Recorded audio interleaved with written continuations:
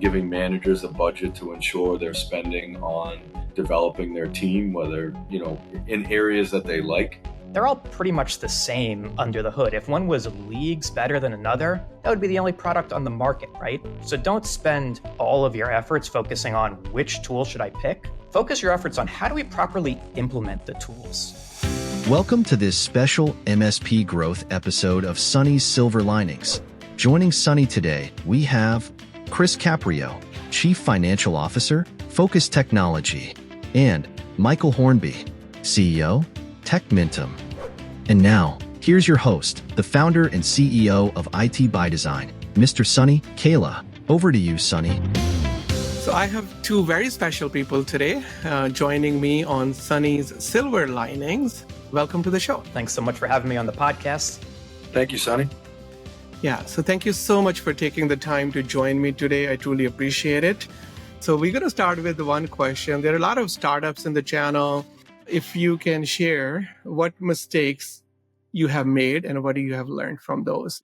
Yeah, I think the motto of you never get a second chance to make a first impression. It's really important in this business, probably any business, but certainly this one, when you're managing the IT environment to get off to a good start, really worry more about what are the customer's requirements, satisfying those requirements, and making sure you're really protecting that customer satisfaction side of it.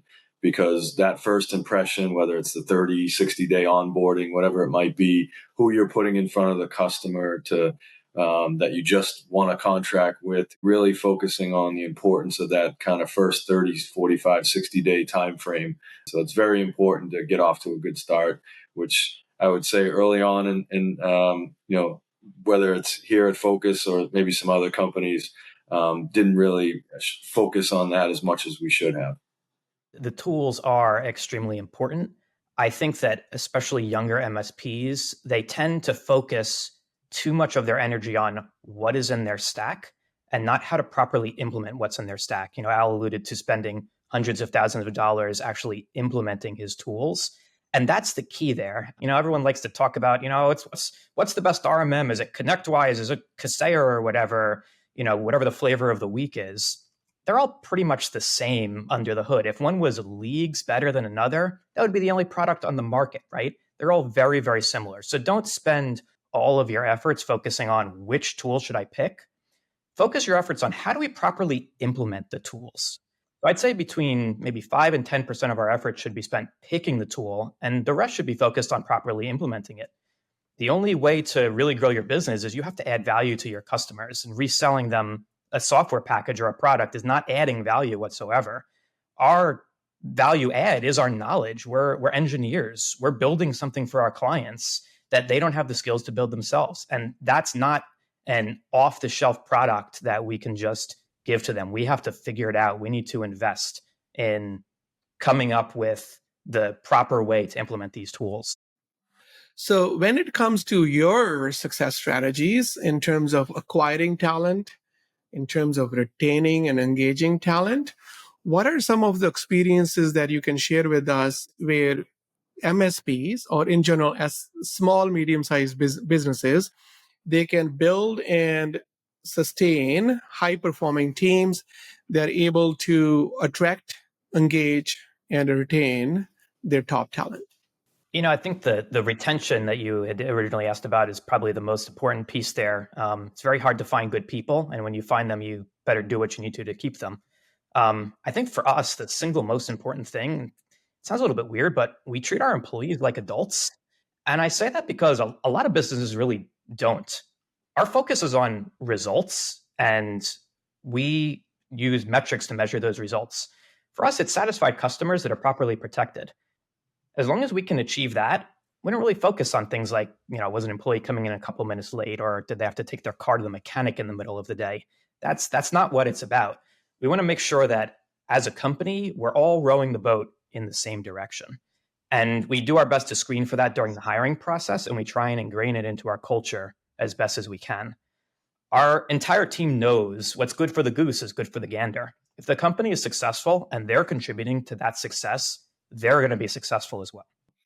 I think what we're trying to do, I'll start with the retain side of it, is develop. I think, money's up there, but I think we found it's not top one or two. It's definitely up there. And we've tried to obviously stay where we can competitive in that area. But I think we've tried the other things, which is empowering our employees, promotion, development. I mean, giving managers a budget to ensure they're spending on developing their team, whether, in areas that they like, promoting them. Obviously, people want to be, well, received and move up in their career. Many people do. So really making that clear message and meeting with them regularly, usually 1 to 2 times a year to really focus on that, if not more. On the attraction side, I don't mean to say COVID was the best thing, but from an attraction side, COVID was the best thing for focus. We were able to leave New England, and we went from 3 or 4 states to, I think we're in 12 or 13 states now, where we no longer see that as a barrier. Able to really tap into some tremendous talent in other geographic areas that have helped us grow over the last 3 or 4 years. Thank you. Thank you. So you expanded your reach Absolutely. To build your capabilities, better capabilities by expanding the reach to different states. So when I look at from the culture point of view, so I came up as part of the book. I have Sunny's 4 wheels of life. It's just like a car. So if a human is a car, then you know where you're going, your personal vision of success, and you can have that. So I call it life by design plan, that you should have a life by design plan, at least thinking 20 years ahead in 5 years terms, and the more focus on the next 12 months. And you focus on those 4 wheels of life, which is health wheel, your relationship wheel, your career wheel, and your legacy wheel, the impact wheel. And if you do that, and then as an employer, you can support people, their personal vision of success with those 4 wheels, then the overall 360 care, the genuine care people feel. So that creates a great workplace community. And when you have a great workplace community, then you can do well as a business. All right. Thank you so much for coming and sharing your experience, your insights. Very, very valuable insights. I truly appreciate that. Thank you so much for taking the time to come to my show. Absolutely. Thank you for having us. Thanks for having us. Thank you for watching Sunny's Silver Linings. Don't forget to like, share, and subscribe. See you next time.